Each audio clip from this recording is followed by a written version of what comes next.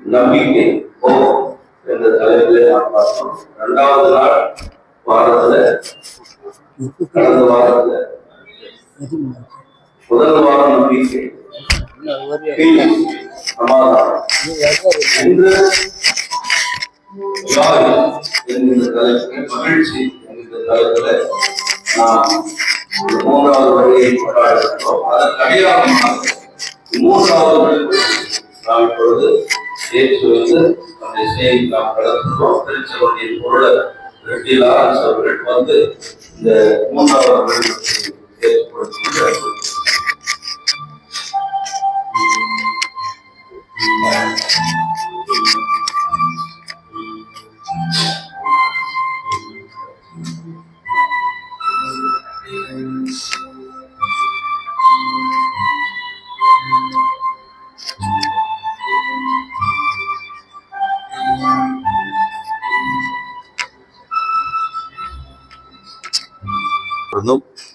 அவருடைய குமாரனாகி கிறிஸ்து இயேசுவோடு நம் அனைவருக்கும் அருளும் சமாதானம் உண்டாயிருப்பதாக.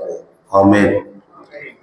இந்த நாளிலும் வாசித்து தியானிக்க நாம் தெரிந்து கொண்டிருக்கிற திருமறை பகுதி, ஏற்கனவே வாசித்த சுவிசேஷ பகுதி மத்தேயு சுவிசேஷம் 11ஆம் அதிகாரம் 2ஆம் வசனம் தொடங்கி 15வது வசனம் வரை நாம் வாசித்து தியானிப்போம். 11 வரை நாம் வாசிக்கலாம். கிறிஸ்துவின் செயல்களை சிறைச்சாலையில் கேள்விப்பட்ட யோவான் தன் சீஷரை அனுப்பி, வருகிறவர் நீர்தானோ அல்லது வேறொருவரை நாங்கள் எதிர்பார்க்க வேண்டுமோ என்று கேட்டார். இயேசு அவர்களிடம், நீங்கள் கேட்கிறவைகளையும் காண்கிறவைகளையும் யோவானிடம் போய் அறிவியுங்கள். குருடர் பார்வை அடைகிறார்கள், சப்பானிகள் நடக்கிறார்கள், குஷ்டரோகிகள் சுத்தமாகிறார்கள், செவிடர் கேட்கிறார்கள், மரித்தோர் எழுப்பப்படுகிறார்கள், தரித்திரருக்கு நற்செய்தி அறிவிக்கப்படுகிறது. என் விஷயமாய் இடறி விழாதவன் இவனோ, அவன் பாக்கியவான் என்றார். அவர்கள் போகையில் இயேசு யோவானை குறித்து ஜனங்களிடம் பேசத் தொடங்கி, எதை பார்க்க வனாந்தரத்திற்கு போனீர்கள்? காற்றினால் அசையும் நாணலையோ? அல்லவென்றால் எதை பார்க்க போனீர்கள்? மெல்லிய வஸ்திரம் தரித்த மனுஷனையோ? மெல்லிய வஸ்திரம் தரித்திருக்கிறவர்கள் அரசர் மாளிகைகள் இருக்கிறார்கள். அல்லவென்றால் எதற்காக போனீர்கள்? தீர்க்கதரிசியை பார்க்கவா? ஆம், தீர்க்கதரிசியிலும் மேன்மையுள்ளவனையே என்று உங்களுக்கு சொல்லுகிறேன். இதோ நான் என் தூதனை உமக்கு முன்பாக அனுப்புகிறேன். அவன் உமக்கு முன்னே போய் உமது வழியை ஆயத்தம் பண்ணுவான் என்று எழுதிய வாக்கியத்தால் குறிக்கப்பட்டவன் இவனே. ஸ்திரீகளிடம் பிறந்தவர்களில் யோவான் ஸ்நானனை பார்க்கிலும் பெரியவன் ஒருவனும் தோன்றினதில்லை. பரலோக ராஜ்யத்தில் சிறியவனோ அவனிலும் பெரியவன் என்று மெய்யாகவே உங்களுக்கு சொல்லுகிறேன் என்றார் என்பது. ஜெபிப்போம். அன்பின் ஆண்டவரே, உடைய திருவார்த்தைகளை தியானிப்பதற்கு நாங்கள் காத்திருக்கிறோம். இந்த வருகையினால் நாங்கள் அவசரப்படாமல் பொறுமையோடு இந்த வருகைக்கு எதிர்கொள்ளுகிற மக்களாக இருக்கார்கள். இந்த வார்த்தை நீர் எங்கள் மத்தியில் பேசும். இயேசுவின் நாமத்தில் பிதாவே, ஆமென். உட்கார்வோம்.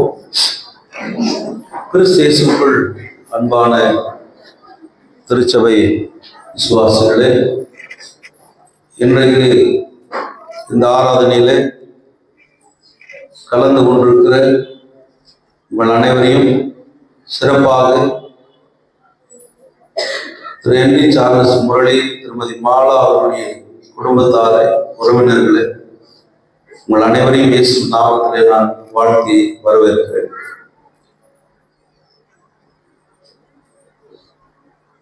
கடந்த வாரத்தில் வனாந்திரத்திலே கூப்பிடுகிறவனுடைய சத்தம், யோவான் ஸ்நானகர் குறித்த செய்தியை நாம் கேட்டோம். இந்த யோவான் ஸ்நானகன் வனாந்திரத்தை வீடாக்கி, வெட்டுக்கிளியும் காட்டுத்தேனையும் உணவாக்கி, ஒட்டக மயிர் தரித்த ஆடையை தனதாக்கி, ஒரு எளிமையான துறவியை போல அவன் வாழ்ந்து கொண்டிருக்கிறார். அந்த வனாந்தரத்தில் அவருடைய செய்தி ஒரு எச்சரிப்பின் செய்தியாக அமைந்தது. மனத்துன்பங்கள், பரலோக ராஜ்யம் சமீபித்திருக்கிறது. விரியன் பாம்பின் குட்டிகளே, வரும் கோபத்துக்கு தப்பித்துக் கொள்ள உங்களுக்கு வகை தேடினவன் யார்? ஆண்டவருடைய வருகை நெருங்கி விட்டது. மேசியா வரப்போகிறார். அவருடைய வருகையிலே நாம் எப்படி இருக்க வேண்டும்? கோடரி மரத்தின் கீழே வைக்கப்பட்டிருக்கிறது. எதற்காக? கனி கொடாத மரத்தை வெட்டுவதற்கு. அறுவடை செய்கின்ற களஞ்சியங்களில தானியம் தனியாக பிரிக்கப்படுகிறது. பதர் அது அவியாத அக்கினியிலே போடப்படுகிறது. இதை போல ஆண்டவருடைய வருகையில் நியாய தீர்ப்பு இருக்கும். அதனால நீங்க எச்சரிக்கையா இருங்க. இந்த எச்சரிக்கை மக்களுக்கு மட்டும் சொல்லல, அன்றைய ஆட்சியாளனாக இருந்த ஏரோதுவின் அரண்மனைக்கும் சொல்லுகிறான். ஏரோது ஒரு தவறான ஒரு வாழ்க்கையை அவன் வாழ்ந்ததை சுட்டி காட்டுகிறான்.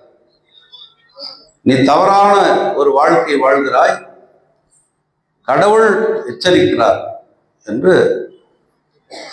அரசனை எதிர்த்தால் சும்மா விடுவாரா? அரசனுடைய குற்றத்தை எடுத்து சொன்னால் சும்மா விடுவார்களா? அரசவையிலே போய் அரசனை புகழ்ந்து தலைவா நீ வாழ்க என்று சொன்னால் அவனுக்கு பரிசு பொருட்களை தந்து அனுப்புவான் அரசவையில். ஆனால் இகழ்ந்தால் என்ன நடக்கும்? ஏதோ ஒரு திரைப்படத்தில் நான் பார்த்தேன், நீ மாமா மன்னன் அப்படின்ட்டான். தலைகளை தொங்க விட்டு பொடியை போட்டுக்கிறான். தண்டனை. ஏரோதுவுக்கும் அது விதிவிலக்கல்ல. ஏரோது தவறான ஒரு வாழ்க்கையை செய்த போது அவன் அதை சுட்டி காட்டின யோவான் ஸ்நானனை அவன் சிறைச்சாலையிலே கொண்டு போய் வைக்கிறான். சவக்கடல் பக்கத்தில் இருக்கின்ற மாக்கியரஸ் என்று சொல்லக்கூடிய ஒரு கோட்டை, அந்த கோட்டையினுடைய பாதாள சிறையில அவனை கொண்டு போய் வைக்கிறான். இந்த யோவான் ஸ்நானன் தான் எனக்கு பின்னாக ஒருவர் வருகிறார், நான் இப்பொழுது தண்ணீரினால் உங்களுக்கு ஞான ஸ்நானம் கொடுக்கிறேன், அவரோ ஆவியினாலும் அக்னியினாலும் உங்களுக்கு ஞான ஸ்நானம் கொடுப்பார். அவருடைய பாதரட்சனுடைய வாரை அவிழ்ப்பதற்கோ சுமப்பதற்கோ நான் தகுதியானவன் அல்ல, நான் சிறுக வேண்டும் அவர் பெருக வேண்டும் என்று சொல்லி ஜனங்கள் எல்லாம் யார் அவர் என்று அவர்கள் கேட்க ஆரம்பித்தார். நாம் இவரை பார்க்க வந்தா இவர் வேற யாரையும் ஒருத்தர் சொல்றாரு. அந்த நேரத்தில் ஏசாண்டவர் அந்த யோவான் ஞானஸ்நானம் கொடுக்கிற இடத்துல அந்த யோர்தான் நதிக்கரைக்கு வருகிறார். அப்ப தூரத்தில் அவரை கண்டு என்ன சொல்லுகிறார்? இதோ உலகத்தின் பாவங்களை சுமந்து இருக்கிற தேவ ஆட்டுக்குட்டி என்று இயேசுவை முதலாக இந்த உலகிற்கு அடையாளப்படுத்தி அறிமுகப்படுத்தியவர் யோவான் ஸ்நானன். இப்ப சிறையில் இருக்கிறார். இயேசு வந்த உடனே யோவான் ஸ்நானன் என்ன சொன்னாரோ அதே வார்த்தையை சொல்றார். பரலோக ராஜ்யம் சமீபித்திருக்கிறது, மனம் திரும்புங்கள். அவர்கள் மனம் திரும்புதலுக்கான செய்தியை சொன்ன போது அவரை தேடி வந்த மக்கள், பார்வை இல்லாத மக்கள், நடக்க முடியாத மக்கள், அங்கவீனமான மக்கள், உடல் ஊனமுற்ற மாற்றுத்திறனாளிகள் அவரிடத்துல வந்து சுகம் பெறுகிறார்கள். இந்த செய்தி யோவானின் சீடர்கள் வழியாக சிறைச்சாலையில இருக்கிற ஜெயிலில் இருக்கிற யோவானுக்கு போய் சேருது. இப்ப யோவான் தன்னுடைய சீடர்களை அழைத்து சொல்லுகிறார், நீங்கள் போய் அந்த இயேசுவிடத்துல நீங்கள் இந்த கேள்வியை கேளுங்கள். அது என்ன கேள்வி? வருகிறவர் நீர்தானோ அல்லது நாங்கள் வேறு யாரையாவது எதிர்பார்க்க வேண்டுமோ என்று கேட்கிறார். காரணம் என்னன்னு சொன்னா, யூதர்கள் அன்றைக்கு எதிர்பார்த்து கொண்டிருந்தார்கள். என்ன எதிர்பார்ப்பு? தாவீதுடைய ஆட்சி பொற்கால ஆட்சி, அது முடிஞ்சு போச்சு. அவனுடைய பிள்ளைகளுடைய வழியாக அது ஒழிந்தது. ஆனால் மீண்டும் ஆண்டவர் ஒரு வாக்குத்தத்தத்தை கொடுக்கிறார். தாவீதின் வம்சத்துல நான் இந்த உலகிற்கு ஒரு புது வாழ்வை கொடுக்க போகிறேன். அப்போ மேசியா என்பவர் வருவார், நமக்கு ஒரு நல்லாட்சியை கொடுப்பார் என்று அவர்கள் எதிர்பார்த்து காத்திருக்கிறார். இப்பொழுது கூட யூதர்கள் மேசியா வருவார் என்று எதிர்பார்த்து கொண்டிருக்கிறார். இந்த பஸ்கா பண்டிகை நாட்கள்ல எல்லாம் என்ன நடக்கும்னா, ஆலயத்துல ஒரு நாற்காலியை போட்டு வைப்பாங்க. எதுக்கு நாற்காலின்னு சொன்னா, மேசியா வருவார் திடீர்னு. ஒருவேளை எளியா முன்னால வந்தாலும் வந்துருவார். அவர்களுக்கு ஒரு நாற்காலியை போடுவாங்க. இந்த தென்னிந்திய திருச்சபைகளுக்கு நீங்க போனீங்கன்னா, இப்படி இந்த பக்கம் 2 சேர் இருக்கும், அந்த பக்கம் 2 சேர் இருக்கும். அதுல ஒரு சேர்ல அந்த ஐயர் உட்காரவே மாட்டார். போயிட்டு அங்க இருக்கிற ஆயர் போய் உட்கார மாட்டார். வெளியில இருந்து யாருன்னா வந்தாலும் அந்த ஆயர் அங்க போய் உட்காரவே மாட்டார். ஒரு சேர் அங்க எப்பவுமே இருக்கும் பர்மனண்டா.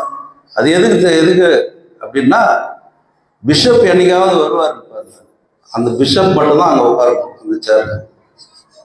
வேற யாரும் அந்த சேர்ல உட்கார முடியாது. பிஷப் சேர், பேரு பிஷப் சேர். அவர் எப்போ வருஷத்துக்கு ஒரு முறையோ 2 முறை தான் வருவார். ஆனா அவருக்குன்னா ஒரு ஆயத்தமா ஒரு சேர் இருக்கு எப்பவுமே. அதுல யாருமே உட்கார மாட்டாங்க.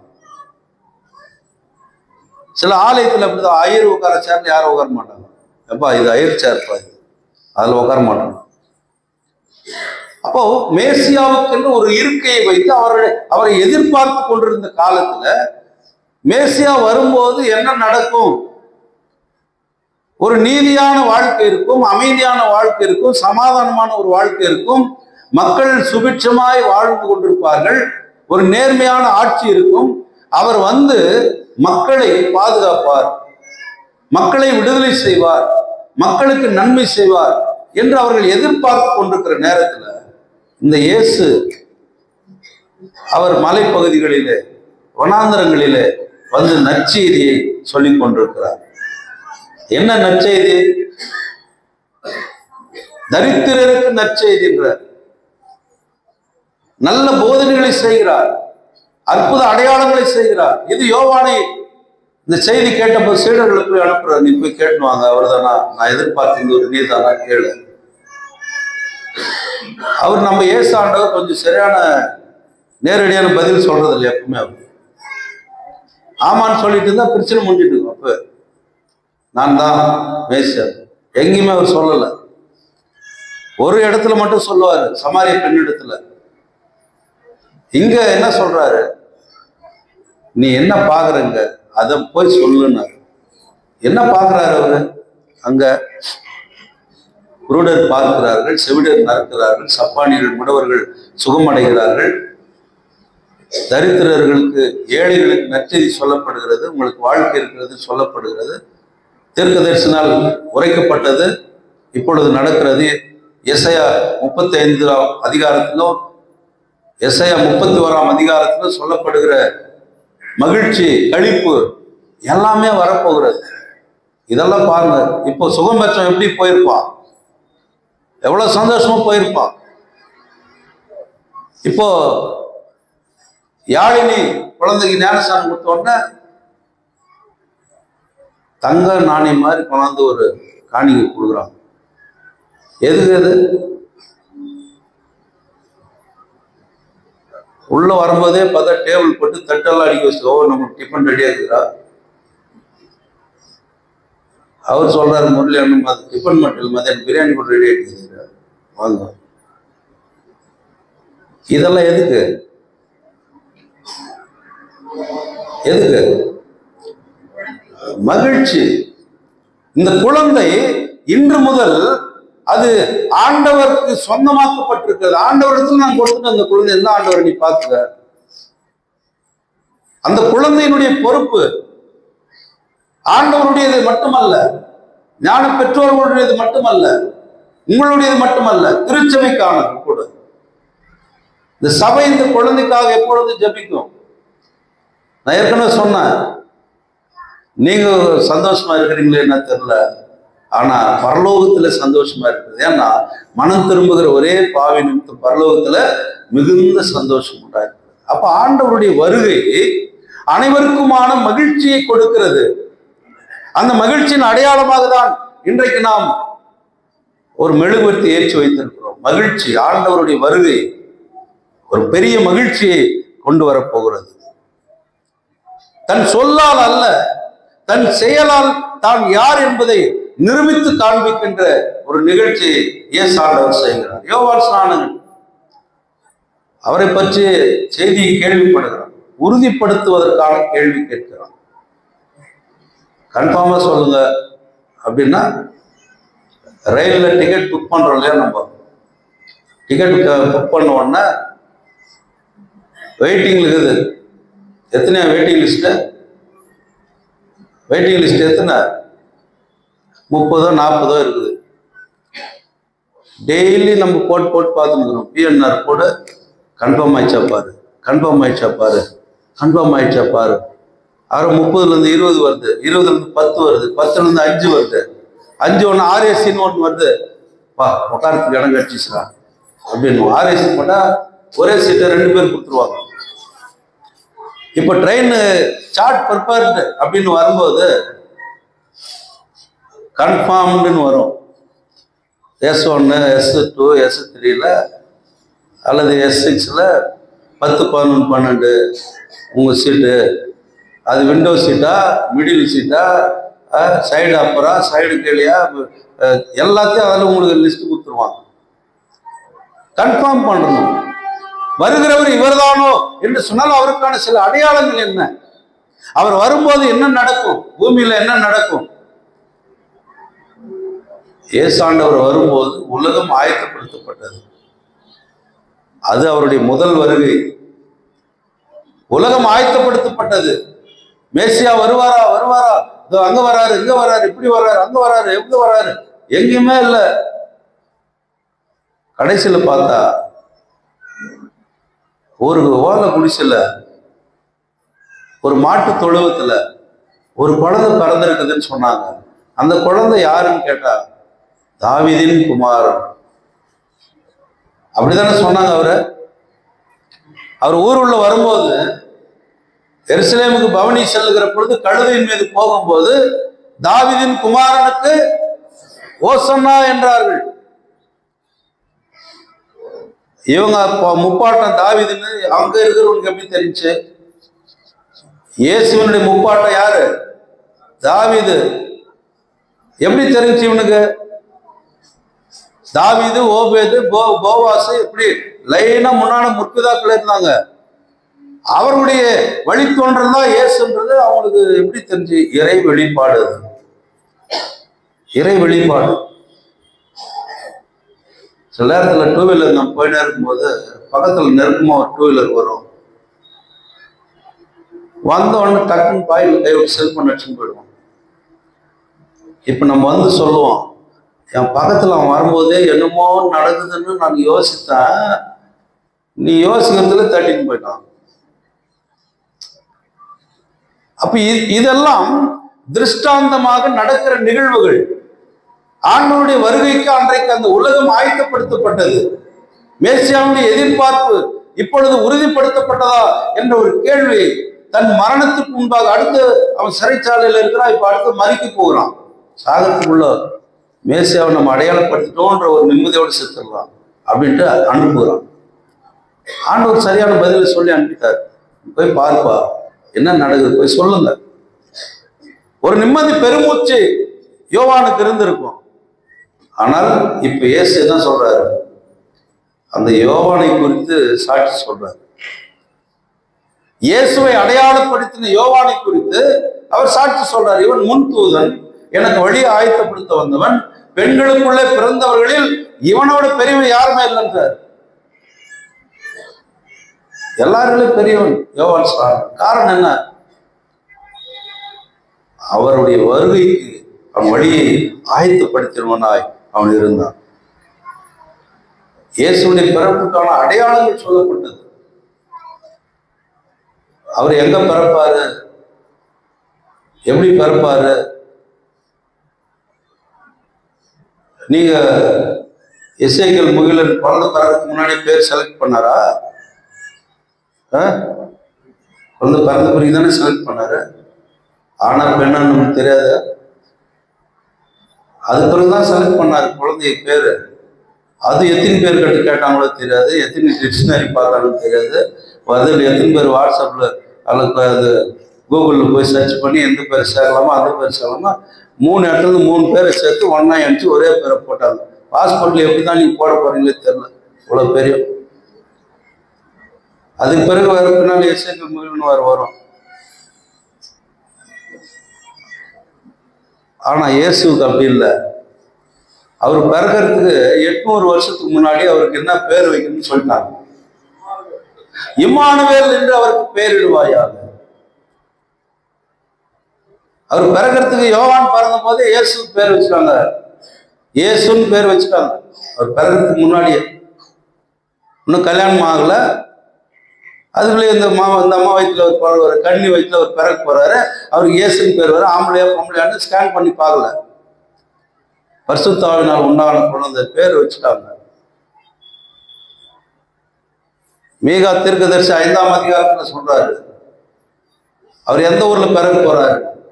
யூதாயாவிலே பெத்லேகமே, நீ சிறியவனா இருந்தாலும் உன்னில் பெரியவர் தோன்றுவார். பேரும் சொல்லிட்டாங்க, பிறந்த ஊரும் சொல்லிட்டாங்க, எந்த கிராமத்துலன்னு சொல்லிட்டாங்க, எப்படி பிறப்பாருன்னு சொல்லிட்டாங்க, அவர் எப்படி மரிப்பாருன்னு சொல்லிட்டாங்க. பாருங்க, அடையாளப்படுத்தி விட்டார். இவர் அடையாளம். அவ்வளவுதான். இந்த யோவான் ஸ்நானகன் இயேசுவை அடையாளப்படுத்தி, இவர்தான் உலகத்தை ரட்சிக்கிற, உலகத்தின் பாவங்களை சுமந்து தீர்க்கிற தேவாட்டுக்குட்டின் அப்பே இவர் சாக போறார் நமக்காருன்னு அவரே சொல்றாரு யோவான் ஸ்நானகன். அவருக்கு எப்படி தெரியுதெல்லாம்? அடையாளப்படுத்தப்படுகிறார்கள். இப்ப இந்த ஆண்டவர் வருகிற பொழுது, காலகாலமாக அவர்கள் எதிர்பார்த்த ஆண்டவர் வருகிற பொழுது, ஒரு நீதி, நேர்மை, சமாதானம், ஒரு ஆட்சி வரும் அப்படின்னு நம்ம நினைக்கிறோம், எதிர்பார்க்கிறோம். நம்ம உலகத்துல நடக்கிறது, நம்ம ஊர்ல நடக்கிறத நம்ம எதிர்பார்க்குங்க. இந்த ஆட்சி, இந்த கட்சி ஆட்சிக்கு வந்தா நம்ம நல்லது செய்வாங்க அப்படின்றோம். கட்சிவரிலே லாபம் போட்டு அடுத்தாளுக்கு ஓட்டை போட்டு வேற ஆட்சியை கொண்டு வரோம். வேற ஆட்சி வருது, அவன் என்ன கொடுக்குறானோ அது வரையிலும் நம்ம வந்த வரையிலும் லாபம்னு அதை வாங்கிக்கிறோம். அடுத்தது உணர்த்துக்கு போடுறோம் ஓட்டு. அடுத்த ஆட்சியாளர் வராங்க, அவங்க வராங்க, இவங்க நல்லது செய்வாங்கன்னு பார்த்தா மாசம் 1000 ரூபாய் வாயிலே திட்டுறது. அப்படிதான் ஒருத்தர் என்ன பண்ணாரு, வீட்டுக்கு டிவி கொடுத்துட்டு இருக்கிறாரு. வீட்டுக்கு டிவி கொடுத்துட்டாரா, மகராஜன் டிவி கொடுத்தாங்க நம்ம வாங்கி பார்த்துட்டு உடனே அடுத்த வருஷம் வேற ஆளுக்கு ஓட்ட போட்டாங்க. அந்த அடுத்த ஆட்சியாளர் வந்தாங்க, ஒரு மிக்சி, ஒரு கிரைண்டரு, ஒரு என்னது ஒரு ஃபேன், எங்க இருக்குது எல்லாம்? காயலாங்கல்ல கூட இல்லை. இப்போ யாரும் நல்லாட்சியே தரல. இப்போ யாரோ ஒருத்தர் வந்து அவருக்கு நல்லாட்சி கொடுப்பாருன்னு எதிர்பார்க்குறாங்க ஜனங்க. அங்க வந்து அலையிறாங்க. நல்லாட்சி என்பது உலக வரலாற்றில் இனி கிடைக்காது. ஏன்? ஆண்டவர் வாக்கு பண்ணியிருக்கிறார், அவருடைய 2வது வருகையில உலகம் எப்படி இருக்குன்றத சொல்றாரு. அவர் எங்க பாரு பூமி அதிர்ச்சி நடக்குதா இல்லையா? எங்க பாரு இயற்கை சீற்றங்கள் நடக்குதா இல்லையா? நாட்டுக்கு நாடு பகை இருக்குதா இல்லையா? வீட்டுக்கு வீடு பகை இருக்குதா இல்லையா? வீட்டுக்குள்ளேயே பகை இருக்குதா இல்லையா? இதெல்லாம் ஆண்டவர் சொன்னது, இதெல்லாம் நடக்கும். ஆனாலும் நீங்கள் என்ன செய்யணும்ன்றார், நீங்கள் பொறுமையாய் அவருடைய வருகைக்கு நீங்கள் பொறுமையா இருக்கும். முதல் வருகை சமாதானம், சந்தோஷம், மகிழ்ச்சி. அவருடைய மரணம், உயிர்த்தல் 2வது வருகை அப்படி இல்லை. யோவான் ஸ்நானகன் சொன்னார் பாருங்க, கோடாரி ரெடி ஆகுது, அருவா ரெடி ஆகுது, அதெல்லாம் செய்து நல்லது கெட்டது பிரிச்சிருவாரு. நியாய தீர்ப்பு. யோவான் ஸ்நானகன் நியாய தீர்ப்பை பற்றி பகிரங்கப்படுத்துகிறான். ஆனால் இயேசுனுடைய வருகை அப்படி இல்லை. நியாயத்திற்கோடு கூட அவர் அன்பையும் அவர் மீட்பையும் அவர் கொடுக்க வருகிறார். ஏதோ ஒரு திரைப்படத்துல ஒரு அழகான பாடல அந்த வரியில 2 வரியில சொல்லிட்டாங்க. அது முழுசா எனக்கு தெரியாது, நான் அது பாட முடியாது. இப்போ அன்பென்னும் மழையிலே அகிலத்தை. அது ஒரு பாட்டு, அது வருஷம் வரி தெரியல, நீங்க தெரிஞ்சுங்க அந்த வரியை சொல்லுங்க பாருங்க.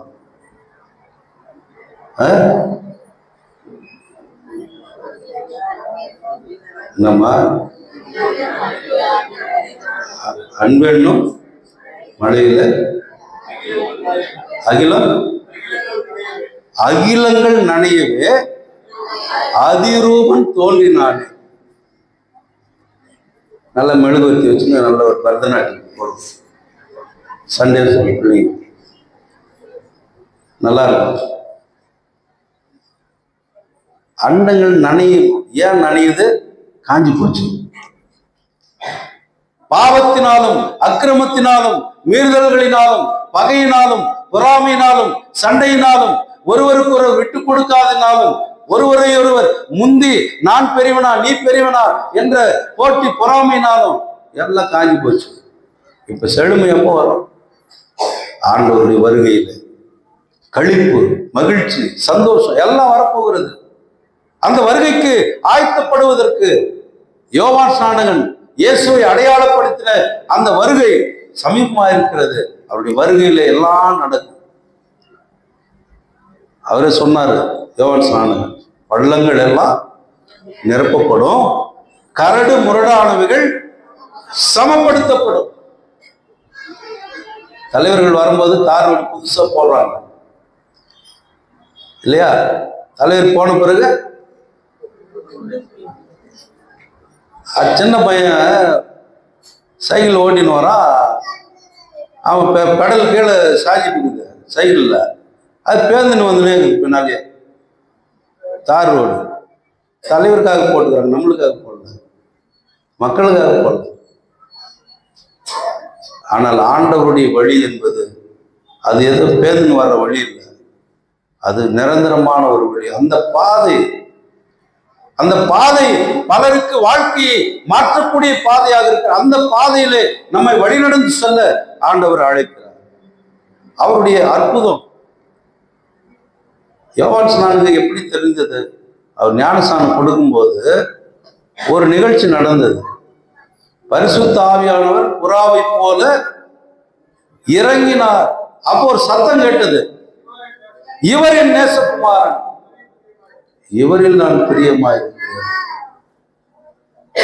இப்போ யாழினிக்கு ஞானஸ்நானம் கொடுக்கும் போதும் அதே சத்தம் என் காதுல வந்துச்சு, இந்த குழந்தை என் நேசகுமாரன். இயேசுவுக்கு செவி கொடுங்கள் என்று யோவான் ஸ்நானனுக்கு கேட்டது. இவருக்கு செவி கொடுங்கள். ஏன் இவருக்கு செவி கொடுங்கள்? இவர்தான் இந்த உலகத்தை மீட்டெடுக்க போகிற மேசியாவாகிய இரட்சகர். அவர் வந்து நம்மை மீட்டெடுக்க போகிறார். இதை நம்பி வாழ்ந்த இஸ்ரவேல் மக்கள், யூதா மக்கள், ஏதோம்னு ஒரு நாடு பக்கத்துல இருக்குது, அவன் வந்து ஒதுங்கினான். உதைச்சிட்டு எல்லாத்தையும் பிடின்னு போயிட்டான். இப்ப அந்த ஜனங்க கேட்டா அவன் கேட்கறான், ஏதோம் என்ன அவங்க கடவுள் யாரோ வந்து உங்களை எதை பாதுகாப்பாரு, உங்களை மீட்டு எடுப்பாருன்னு சொன்னீங்கள, பாத்தியா நாங்க எப்படிப்பட்ட ஆளு. அப்பதான் எஸ்ஐயா சொல்றாரு, பயப்படாதீர்கள், திடன் கொள்ளுங்கள், ஆண்டவர் வரப்போகிறார், உங்களுடைய வாழ்க்கை மாறப்போகிறது, நீங்கள் திடன் கொள்ளுங்கள் என்று சொல்லுகிறார். அப்ப அவருடைய வருகைக்கு நாம் திடன் கொள்ளும் எச்சரிப்பு. நம்முடைய வாழ்க்கை முறைகளை மாற்ற வேண்டிய கட்டாயம் நமக்கு இருக்கிறது. ஏனோதானே என்ற வாழ்க்கை நமக்கு இனி தேவையில்லை. இந்த வாழ்க்கையை ஒரு அர்த்தமுள்ள வாழ்க்கையாக நாம் மாற்றிக்கொள்ள வேண்டும். ஆண்டவருடைய வருகை சமீபமா இருக்கிறது என்று நாம் எண்ணுகிற பொழுது, ஒருவேளை நாம் பார்வை பெறாமல் இருந்தால் பார்வை பெற வேண்டியவர்களாக இருக்கிறோம். ஒருவேளை நாம் உணவர்களாக இருந்தால் நடக்க வேண்டியவர்களாக இருக்கிறோம். ஒருவேளை நாம் சப்பானிகளாக இருந்தால் நாம் ஆண்டவருடைய பலத்தோடு எழுந்து நிற்க வேண்டியவர்களாய் மாறும். அன்புக்குரியவர்களே, யோவான் நியாயத்திற்கு போதிக்கிறார். ஆனால் இயேசுவோ அவர் நியாயத்திற்கிறவராக மட்டுமல்ல, அன்பையும் மன்னிப்பையும் கிருபையையும் நமக்கு போதித்து அந்த போதனையோடு நில்லாமல் நம் மீது அன்பை காண்பிக்கிறவர். அந்த அன்பின் நிமித்தமாக தான் அவர் பிறக்கிறார். அவர் ஏழ்மை கோலத்துல பிறக்கிறார். பவுல் சொல்லுகிறார், நீங்கள் பொறுமையாயிருங்கள், மகிழ்ச்சியாயிருங்கள், ஆண்டவருடைய வருகைக்கு கபடமில்லாமல் மாசற்றவர்களாய் நீங்கள் உங்களை மாற்றிக்கொள்ளுங்கள். அதனால இன்றைக்கு அன்புக்குரிய மக்களே, ஆண்டவர் புது வாழ்வு அளிப்பார். இந்த பழைய வாழ்க்கையெல்லாம் மாறணும். நமக்குள்ளே இருக்கிற தீய எண்ணங்கள் ஒழியணும், நமக்குள்ள இருக்கிற தீய சக்திகள் ஒழியணும், நமக்குள்ள இருக்கிற பலவீனங்கள் மாறணும், நமக்குள்ள இருக்கிற விசுவாச வீழ்ச்சி விசுவாச எழுச்சியாக மாற வேண்டும். ஆண்டவருடைய வருகைக்கு நான் ஆயத்தப்படுகிறேன் என்று சொல்லி நம்மை நாமே இன்றைக்கு சீர்தூக்கி பார்க்க வேண்டிய மக்களா இருக்கின்றோம். யோபுடைய பொறுமையை பற்றி சொல்றார். யோபு எவ்வளவு பொறுமையா இருந்தாரு? யோபு எவ்வளவு பொறுமையா இருந்தாரு? பொறுமையா இருந்தாரா யோபு? முதல்ல அந்த கேள்வியே நமக்கு கேட்க வேண்டியதா. ஆனால் அவனை குறித்து சாட்சி சொல்றாங்க, யோபு பொறுமையா இருந்தாரு. ஏன், எந்த சூழ்நிலையில பொறுமையா இருந்தார் அவரு? ஒரே நாள்ல மொத்தமே போச்சு. ஒரே நாள்ல. நேற்று விளக்கல் நாத்தத்துல இருந்து அந்த பக்கம் ஒரு 5 கிலோமீட்டர் ஒரு கிராமத்துக்குள்ள நாங்க போனோம். அங்க போனா ஒரு பெரிய ஒரு மின்வாரியத்தினுடைய அங்க ஒரு சப்ஸ்டேஷன் ஒன்று இருக்கு, துணை மின் நிலையம். அந்த பக்கம் வரும்போது நான் பார்த்தேன், என்னப்பா இங்கெல்லாம் யார் இருக்கிறாங்க? அங்க ஒரு கிறிஸ்துவ ஆலயங்கள் எதுவுமே இல்லை, எல்லாமே வேறு மதத்தை சார்ந்த ஆலயங்கள் இருந்தது. அப்ப அங்க ஒருத்தர் சொன்னாரு, இதெல்லாம் ஒரு காலத்தில் நம்ம ஆளுங்கிட்ட இருந்துச்சு, இப்பெல்லாம் மாறிடுச்சு. ஏன், என்னாச்சு? அவங்க தவறான வாழ்க்கை வாழ்ந்தாங்க, போயிடுச்சு எல்லா நிலமும். அப்ப நேர்மையா அவங்க வாழல, நேர்மையா வாழ்ந்துருந்தாங்கன்னா அவங்களுக்கு எல்லாமே இருந்திருக்கும். தப்பா வாழ்ந்தா போயிடுச்சு, நிலமெல்லாம் போயிடுச்சு. அப்படிதாங்க. நான் ஒருவேளை நாம தப்பா நடந்தா நமக்கு வர வேண்டியதெல்லாம் போயிடும். நாம் ஆண்டவருடைய உண்மை உள்ள பிள்ளைகளாய் நாம் வாழ்கிற பொழுது ஆண்டவர் அவருடைய வருகையில நம்மை அவர் நிலைநிறுத்திக் கொள்வார். அந்த நாள் தான் சொல்றாரு, நீ எந்த விதமான இடர்களுக்கும் நீங்க விழுந்துடாதீங்க. இடர்கள் வரும், பலவிதமான கேள்விகள் வரும். ஆனால் இவைகளுக்கு மத்தியிலே பவுல் என்ன சொல்றார்? உபத்திரவத்தில் பொறுமையாரு, ஆண்டவருடைய வருகை நெருங்கி இருக்கிறது. இதை சொன்னதும் ஆண்டவர் 2வது வருகை வரப்போறாரு, திருடவாக மாதிரி வருவாருன்னெல்லாம் தெசலோனிக்க மக்களுக்கு பவுல் சொன்ன உடனே ஒருத்தனை வேலைக்கு போல, எல்லாம் வீட்டில் உட்காந்துட்டான். ஏன்பா, என்ன ஆண்டவர் தான் வரப்போறாரு, உலகம் தான் அழிய போகுது, இருக்கிறத சாப்பிட்டு சந்தோஷமா போயிடலாம் அப்படின்னு சுயநலமா வாழ ஆரம்பிச்சுட்டாங்க. அப்பதான் பவுல் சொன்னாரு, எப்பா ஆண்டவர் வரும்போது நீ எப்படி இருக்கணும்? இப்படி சுகபோகமா இருந்தா வருவாரா? வரமாட்டாரு. நீ எப்படி இருக்கணுமோ அப்படி இருந்தீங்கன்னா தான் வருவாரு. அதனால நீங்க என்ன செய்யுங்க, ஆண்டவருடைய பிள்ளைகளா வாழுங்க, கரைத்திரையற்றவர்களா வாழுங்க, பரிசுத்தமா வாழுங்க. உங்களுக்கு ஒருவேளை கவலைகள் கஷ்டங்கள் இருக்கலாம், இடர்கள் வரலாம், சோர்வுகள் வரலாம், கள்ள போதனைகள் வரலாம், பலவிதமான பிரச்சனைகள் வரலாம். ஆனா நீங்க பயப்படாதீங்க, ஆண்டவர் நிச்சயமா வருவார். அவருடைய வருகை எப்படி இருக்கும் அப்படின்றத நம்ம பயமுறுத்துறதுக்காக நம்ம சொல்ல. ஆண்டவருடைய வருகை எப்படி இருக்கும்? யாரும் எதிர்பாராத திடீர்னு வந்து அப்படி நிற்பாரு. அப்படி வந்து நின்ற உடனே வீட்டை கூட்டிட்டு வரோன்னு நம்ம சொல்ல முடியாது, பிரிட்ஜை சுவிட்ச் ஆஃப் பண்ணிட்டு வரோன்னு சொல்ல முடியாது. எதுவுமே இல்லை, நாம் இருக்கிறவங்க அப்படியே போவோம். எப்படியே போவோம்? அவரவர்களுடைய பலன்கள் அவரவர்களுக்கு கொடுக்கப்படும். நாம் எதை விதைக்கிறோமோ அதை நாம் அறுத்து கொண்டு ஆண்டவரோடு போவோம். அதனால ஆண்டவருக்கு விலகி இருப்போம், விலகியும் போவோம். எது நமக்கு தெரியாது. உலகத்துல எல்லாரையும் கூட மன்னிச்சு எல்லாரையும் கூட ஆண்டவர் அவரோடு கூட கொண்டு போவார், அதையும் நமக்கு தெரியாது. நான் போவேன் நீ போவோன்னு நம்ம சொல்ல முடியாது இல்லையா? அப்போ ஆண்டவருடைய இந்த வருகையில நாம் எப்படி இருக்க வேண்டும்? பவுல் சொல்றாரு, பொறுமையா. நீங்க பொறுமையா இருங்க.